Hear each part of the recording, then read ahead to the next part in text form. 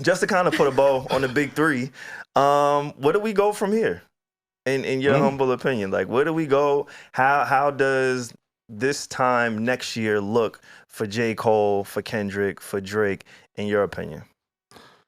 Wow. Okay. Well, Kendrick's set up to win. Kendrick's the easiest answer. He's set up to win. He's got the Super Bowl. I think he's going to win some Grammys. He's going on tour with SZA. Does he do something like this? Does Kendrick and SZA give us an EP? Does he do another album?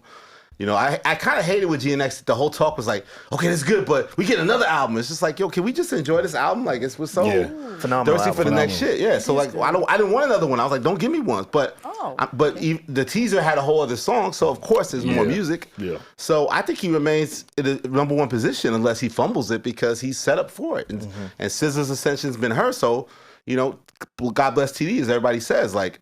And the amicable way that, you know, again, okay, to go back to another theory, I just feel like when Kendrick left TDE, there was some hard feelings. My speculation, no proof, right? It wasn't the most amicable thing, right? It's tough. You're losing your main guy. I don't care how cool you say it, whatever percentages you still may make from him, you know, it's still you're losing the biggest guy. And but then Drake playing the strategy of you ain't got Top no more. Top was bullying you and extorting you. Now, you out here by yourself, little guy. You can't mess with me. You don't even have them backing you up no more. To me, unified them back together. And then you get the record like The Heart Part 6 and unified whatever tension may have been there, whatever feeling, united and strong as ever. So we've never seen a guy who literally is no longer with the label, functioning as if he's almost still on the label. And by taking SZA on tour with him, he solidifies that. Crazy. And SZA's success is phenomenal. And who's the rising star we all love? Doechii. So it's like he's with the winners in the winner's circle, and I think he's in a strong position.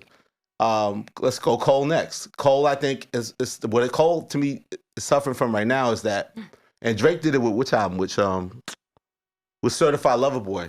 When you keep hyping up what your album title is going to be or what your thing is, and it don't deliver, and the perception and the fall off this, the fall off that. I think he's kind of building too much. I wouldn't even call it the fall off. I would just do a whole different thing. I wouldn't even do it. He can't back up from that now. He's been mentioning. But you're saying that he builds it up and then under-delivered on Certified Lover Boy? He never delivered. So I don't think in this era you want to have an album title or idea of what you think this person's supposed to do hanging over their creativity. I think he's made it his own monster. There's no more promotion needed. We know what the album's called. But what if he does deliver on the fall off? Right. What if he does a great job? What do you expect him to deliver on the fall off? I think it's going to be a victory lap. I've said this before. As a big Cole fan, I'll personally be happy if he retires after the fall off. I feel like that's a good ribbon on his beautiful career. To be his last album. Yeah, but I really do have hope that it's going to be a beautiful, phenomenal album. He did his victory lap, his big concert, 10th anniversary concert tour, whatever, and then boom, he ends. He comes out of retirement sometimes to do a guest verse, but I think he could deliver and it'll be a very ceremonious event. I also think he should, but why would he wait to drop it? Like he's sitting there, maybe with Dreamville, maybe I'll have music then or something. He said like, next year is the right time. If he builds so much momentum. And what if he delivers? No, I'm saying he's built some momentum now. Yeah. Why would he drop it early this year? Because the time is not right. Creatively, it keeps you in that mindset. As a creative, think about it, right? Like an artist figures out their album title. Now they're going to center everything around this title. Right? Let's go FOMO. Let's go an artist says, you know what, my album is going to be FOMO, fear of missing out, because these are the things I've experienced. Yeah. Now you get to live that on a day in and day in basis until that project is officially out. Why did it take so long? I think you just exhausted it. That's why I didn't even like Michael later, just the idea of it. Like there were some good songs in there, but it's like you just keep giving us something else. It's just like you told us what we're supposed to get. Hey, he deleted it later, right? Yeah.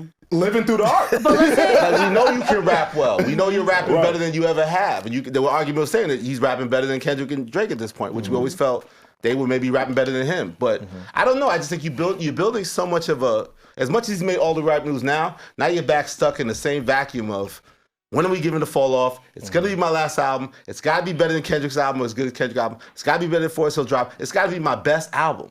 Yeah. To me, and that's good pressure to live up to. And what if 2025 is the year? He's like, that's when I plan to drop it. And then he drops it. Like the timing is just right. So I would predict he puts it out around Dreamville. And I think it's a really good album, but I don't necessarily think it's going to be like the greatest album. What we thought? Yeah. I think it'll be like a notch below 2014 to me, Forest Hill Drive.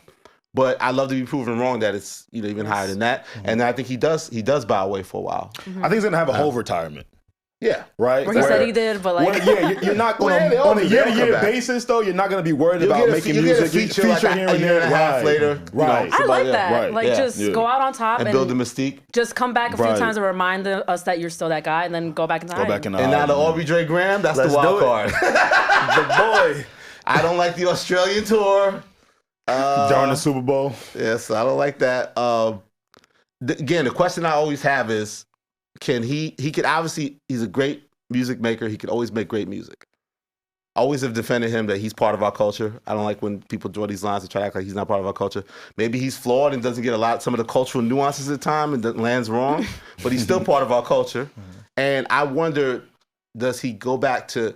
I'm scared that he just makes great music that isn't no longer trying to like feed us in any kind of way. Like when he did the Fall of Dogs and did the Scary Hours thing and here's your hip hop motherfuckers because you don't appreciate Take my this, shit, right? And then now you saying this guy's better than me. It's like, so I'm gonna do Drake and Kendrick. Then I'm gonna do like an international album. I'm gonna do things that aren't necessarily trying to make hip hop traditional music, and maybe I'll do features with some of these guys I like in Atlanta and things like that. But I'm not doing. So I'm concerned that his musical output will start to go in a direction where it's more like just proving he's more of a pop star, more of a bigger star across the board, and not have as much hip hop elements.